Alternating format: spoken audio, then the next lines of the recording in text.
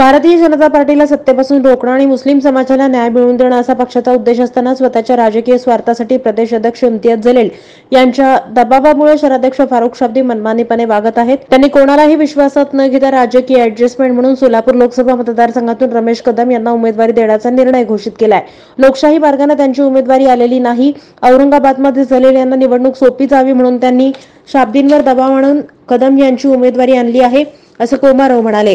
गेल्या निवडणुकीत वंचित बरोबर आघाडी होती तरी उमेदवाराच कमी मतं पडली। प्रकाश आंबेडकर यांचं डिपॉझिट जप्त झालं। मतविभागणीचा फायदा भाजपला झाला। यंदाही असाच डाव पक्षाच्या नेत्यांकडून केला जातोय।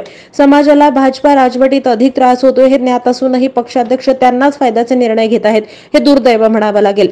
फारुख शाब्दी हे मनमानीपणे वागत आहेत। समाजावर अन्याय होताना ते मुंबईमध्ये असतात, कोणतीही प्रतिक्रिया किंवा ते मदत करत नाहीत। वैद्यकीय स्वार्थापोटी कदम यांची जाहीर केलेली उमेदवारी मुस्लिम समाजाला मान्य नाही म्हणून आम्ही राजीनामे देत आहोत, असं यावेळी सांगण्यात आलंय। या पत्रकार परिषदेत महिला अध्यक्ष रेश्मा मुल्ला, वाहतूक संघटनेचे रियाज सय्यद, दक्षिण सोलापूरचे अध्यक्ष तैसीफ काझी यांची उपस्थिती होती। त्यांनी यावेळी राजीनाम्याची घोषणा केली।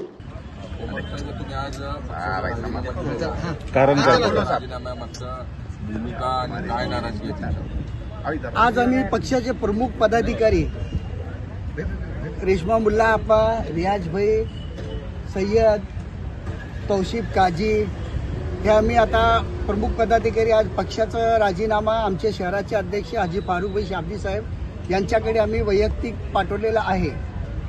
राजीनामा देण्याचं कारण असं आहे की शाब्दी साहेबांनी आणि आमचे इन्चार्ज अनवर साहेबांनी मीडियाच्या माध्यमातून आम्हाला कळालं की लोकसभेची उमेदवारी एमआयएम पक्ष लढवणार आहे, जेणेकरून इथं लोकसभेची उमेदवारी लढण्यासारखी ताकदच एमआयएमची नाही आहे। आमच्याकडे कार्यकर्त्याची फळी नाही, बूथवाईज कार्यकर्ते नाही, निवडणूक यंत्रणा नाही आहे आणि निवडणूक तुम्हाला लढवायचीच होती तर तुम्ही निवडणुकीची तयारी वर्ष 6 महिन्यापासून करायला पाहिजे होतं।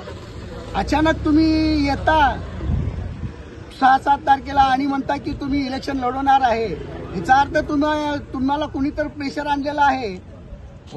कोण आणलंय? आता कोण आणलंय हे त्यांनाच जास्त माहिती आहे। आता तुम्ही शक्यतो त्यांना माहिती आहे, तुम्ही त्यांना विचारू शकता की मग नसेल तर मग तुम्ही इलेक्शन लढवायची होती तर आमचं मत असं होतं की तुम्ही पहिले म्हणजे यंत्रणा नाही, तुम्ही पहिल्यापासून तयारी करायला पाहिजे होती। अचानक येऊन तुम्ही इलेक्शन लढवता म्हणला तर ह्याचा अर्थ काय?